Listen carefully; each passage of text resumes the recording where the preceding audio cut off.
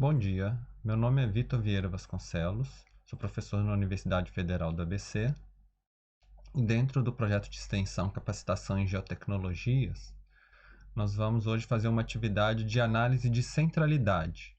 Nossa pergunta que vai nos acompanhar nessa atividade é: qual seria o melhor local para instalar uma sede de uma brigada de combate a queimadas, a incêndios, entre os municípios que são influenciados pelo mosaico de unidades de conservação Juré e Tatins? Então, eu já abri aqui na base de dados da nossa aula as queimadas de 2019 e as queimadas de 2014 a 2018 e, no fundo, a base de municípios que nós temos aqui também. Primeiro, nós vamos querer usar todas essas queimadas juntas e não só dividido em duas camadas. Para isso, nós vamos entrar aqui em Vetor, no menu Vetor, Gerenciar Dados, Mesclar Camadas Vetoriais. Entrando aqui, nós podemos escolher as camadas aqui nos três pontinhos. Escolhemos as duas camadas de queimadas, ok. E nós colocamos aqui o destino. Eu vou colocar aqui como temporário, mas vocês poderiam colocar um valor tipo queimadas a 2014 a 2019, por exemplo, né? E temos aqui o nosso dado com todas as camadas, podemos selecionar as outras. E a partir deles nós vamos calcular as coordenadas centrais. Então nós vamos aqui no menu Vetor, Analisar Coordenadas Médias. Simplesmente escolhemos o mesclado que tem todos os nossos dados e vamos colocar aqui em OK. Está aqui a nossa coordenada média, que parece que visualmente está realmente no entorno dos pontos que a gente estava querendo, né? Então tá batendo direitinho. Essa opção de calcular a coordenada média, ela também tem uma outra opção dentro dos parâmetros lá, que você pode escolher um atributo, que no nosso caso aqui a gente poderia escolher, por exemplo, o grau de risco dessa queimada, e aí alteraria um pouquinho a centralidade. Se vocês quiserem fazer como exercício, seria bem interessante.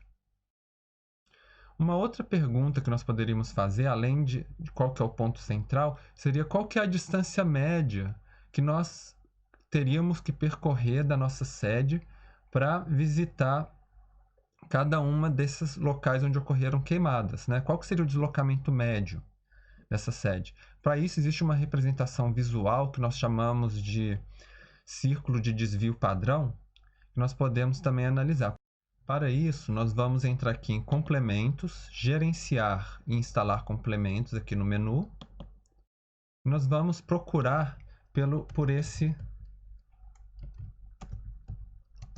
complemento chamado Standard Distance. E aí nós vamos mandar instalar aqui. Ele pode demorar um pouquinho aqui. Pronto, instalou. Repara se está marcado aqui com um Vzinho, porque tem que estar marcado. Se tiver assim desmarcado, você não consegue usar. Então tem que estar marcadinho. Podemos fechar aqui.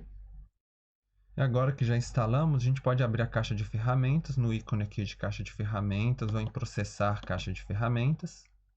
Procurar aqui Standard Distance, que é o complemento que a gente está querendo utilizar. Nós vamos utilizar aqui o mesclado, né, que são todas as queimadas. Nós poderíamos aqui escolher um nome e um local para gravar. Eu vou colocar aqui só como camada temporária para ficar mais rápido, mas eu aconselho vocês a gravarem os resultados de vocês.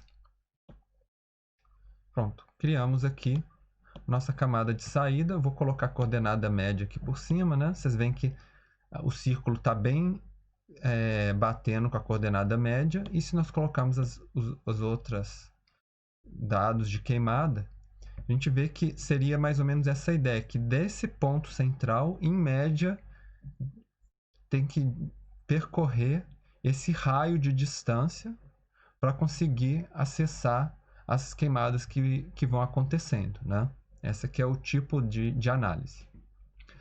Esse realmente Standard Distance, ele também tem a opção dentro dos parâmetros de usar um atributo de ponderação, que aí como atividade para vocês podem repetir colocando como um atributo ponderado o risco de fogo de cada um desses focos de calor, o risco de realmente ser uma queimada. E aí vocês veem se altera alguma coisa, comparando com aquela coordenada ponderada, né, que já tinha sugerido de vocês utilizarem também.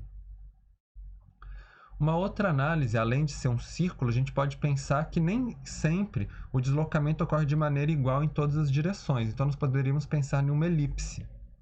Para isso, nós vamos precisar instalar um outro complemento. A gente vai aqui no menu, gerenciar, instalar complementos de novo. E procura aqui, Standard Deviational Ellipse, que já não é mais um círculo. E aí a gente manda instalar o complemento. Pronto, já está aqui instalado. E então a gente pode mandar, ele cria aqui um íconezinho que a gente pode clicar aqui para fazer, né? Ou a gente poderia vir aqui em vetor Standard Deviational Ellipse também. Então nós colocamos aqui a nossa base mesclado, que seria todos os nossos dados de queimada. Vamos desmarcar esse Selected Features Only, porque a gente quer que use todas as queimadas, não só as que tiverem selecionadas. E nós vamos escolher aqui essas correções, SQR2 e DOF, que são correções que são importantes para que fique na mesma unidade de medida do nosso círculo de desvio padrão, para a gente poder comparar um com o outro. A gente poderia mudar o nome aqui, mas eu vou deixar o mesmo, só para a gente visualizar de uma maneira mais rápida. Aqui em OK. E fechado. Então vocês veem aqui, comparando, né, o círculo com a elipse, nós vemos que a elipse ela mostra que há um deslocamento maior nesse eixo de direção e um deslocamento menor nesse eixo de direção aqui.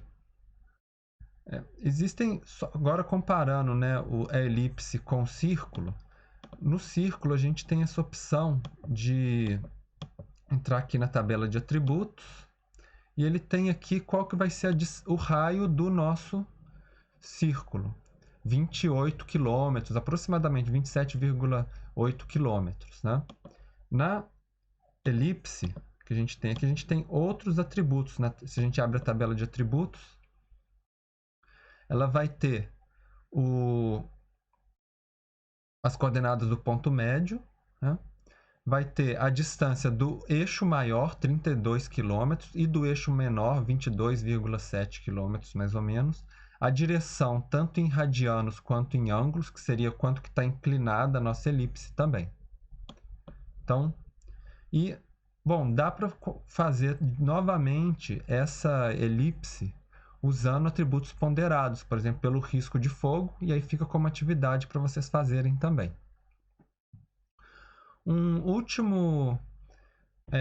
última análise que nós vamos fazer nessa atividade de hoje é nós pensarmos que, apesar desse ponto central nosso tá bem localizado em relação às queimadas, na verdade o ideal era que ele estivesse também próximo às vias de acesso, porque não adianta nada a gente fazer uma base de combate a queimadas que fique no alto de uma montanha onde não tem jeito de acessar a localização dessa sede.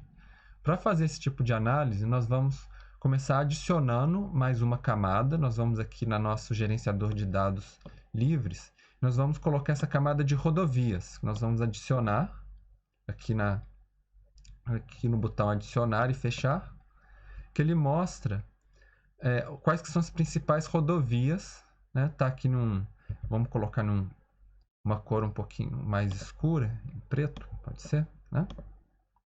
Aqui. E o nosso ponto central ele não está batendo com as rodovias. Então, para a gente escolher o melhor ponto sobre as rodovias, nós vamos aqui na caixa de ferramentas e procurar a opção ajustar geometrias à camada.